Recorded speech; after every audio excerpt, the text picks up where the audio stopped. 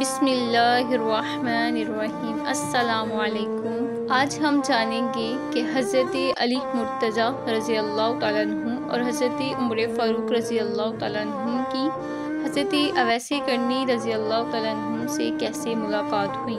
حضرت صلی اللہ علیہ وآلہ وسلم کی وصال کے بعد حضرت عمر فاروق اور حضرت علی مرتضیٰ رضی اللہ تعالیٰ عنہ مکہ معظمہ تشریف لائے تو حضرت عمر فاروق رضی اللہ تعالیٰ عنہ نے وہاں پر موجود لوگوں سے دریافت کیا کہ ان میں سے کوئی شخص کرن کا موجود ہے، تو کچھ لوگ حاضر ہوئے۔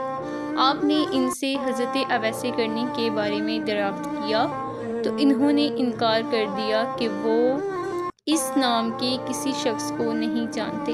البتہ ایک دیوانہ آدمی ایسا ہے جو آبادی سے دور رہتا ہے اور کسی سے نہیں ملتا جلتا۔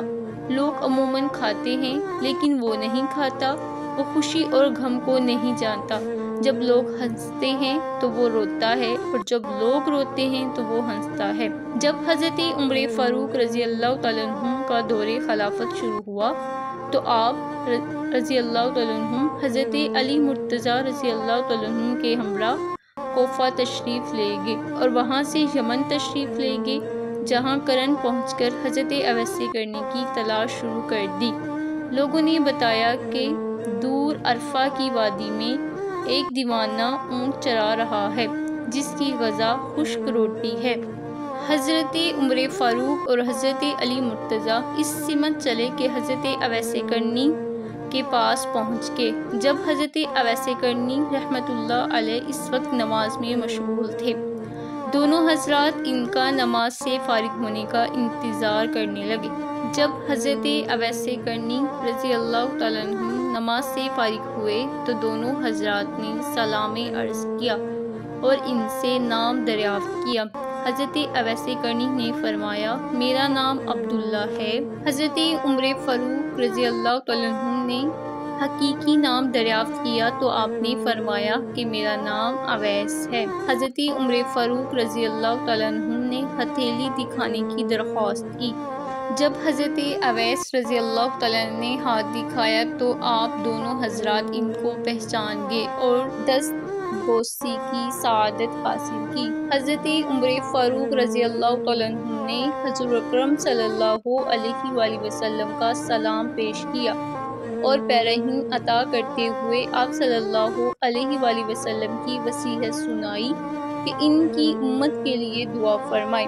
حضرت اویس کرنی رضی اللہ تعالیٰ عنہ نے عرض کیا کہ آپ دونوں حضرات اچھی طرح دیکھ بھال لیں کہ شاید وہ کوئی دوسرا فرد ہو جس کے بارے میں حضور اکرم صلی اللہ علیہ وآلہ وسلم نے ارشاد فرمایا ہو۔ حضرت عمر فاروق رضی اللہ تعالیٰ عنہ نے فرمایا کہ وہ شخص آپ ہی ہیں اور ہم نے آپ صلی اللہ علیہ وآلہ وسلم کی بتائی ہوئی نشانی سے شناخت کر لی ہے۔ حضرت اویس کرنی رضی اللہ تعالیٰ عنہ نے عرض کیا، اے عمر فاروق، تمہاری دعا تو مجھ سے زیادہ کارگر ثابت ہو سکتی ہے۔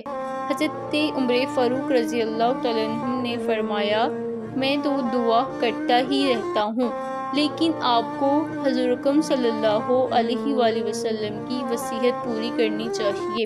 حضرت اویس کرنی رضی اللہ تعالیٰ عنہ نے وہ پیرہن لیا اور کچھ فاصلے پر جا کر اللہ تعالیٰ کے حضور دعا کرنا شروع کر دی، یا اللہ، جب تک تو میری سفارش پر امت محمدی صلی اللہ علیہ وآلہ وسلم کو نہیں بخشے گا، میں حضور اکرم صلی اللہ علیہ وسلم کا یہ پیرہن نہیں پہنوں گا۔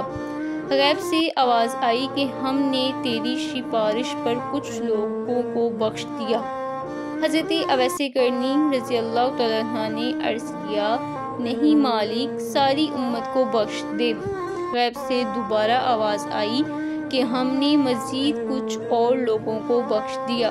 غرض یہ سلسلہ کچھ دیر تک جاری رہا اور آپ اسی طرح دعا میں مشغول رہے۔ جب حضرت عمر فاروق اور حضرت علی مرتضیٰ رضی اللہ تعالیٰ عنہ نے دیکھا کہ اب کافی وقت ہو گیا ہے تو وہ دونوں حضرات آپ کے سامنے آ گئے اور آپ نے کہا، آپ دونوں حضرات کیوں آ گئے؟ ابھی تو اللہ عز و جل نے قبلہ رابعہ اور قبلہ مصر کی بھیڑ بکریوں کے برابر لوگوں کے گناہ معاف کیے تھے، اور میں جب تک پوری امت کو معاف نہ کروا لیتا اس وقت تک دعا سے پیچھے نہ ہٹتا اور یہ پیراہن اس وقت تک نہ پہنتا۔ آپ کی بات سن کر حضرت عمر فاروق رضی اللہ تعالیٰ عنہ نے آپ صلی اللہ علیہ وآلہ وسلم کی وہ حدیث بھی سنا دی جس میں آپ صلی اللہ علیہ وآلہ وسلم نے فرمایا تھا کہ اویس قرنی رضی اللہ تعالیٰ عنہ کی دعا سے قبلہ رابعہ اور قبلہ مصر کی بھیڑ بکریوں کے برابر لوگوں کے گناہ معاف ہوں گے۔ حضرت عمر فاروق رضی اللہ تعالیٰ عنہ نے آپ کو ایسے پیراہن میں دیکھا جس میں ہزاروں عالم پوشیدہ تھے۔ حضرت عمر فاروق رضی اللہ تعالیٰ عنہ نے آپ سے وصیت کی درخواست کی تو آپ نے فرمایا، اے عمر، اگر تم خدا شناس ہو تو اس سے زیادہ بہترین وصیت کوئی نہیں کہ تم خدا کے سوا کسی دوسرے کو نہ پہچانو۔ پھر آپ نے حضرت عمر سے دریافت کیا کہ اے عمر، کیا تم اللہ کو پہچانتے ہو؟ حضرت عمر رضی اللہ تعالیٰ عنہ نے اس بات میں نفی میں سر ہلا دیا۔ حضرت اویس قرنی نے فرمایا، بس اللہ کے سوا تمہیں کوئی نہ پہچانے یہی تمہارے لیے بہتر ہے۔ حضرت عمر فاروق رضی اللہ تعالیٰ عنہ نے آپ سے کچھ دیر قیام کی درخواست کی تاکہ آپ کی خدمت میں کچھ پیش کر سکے۔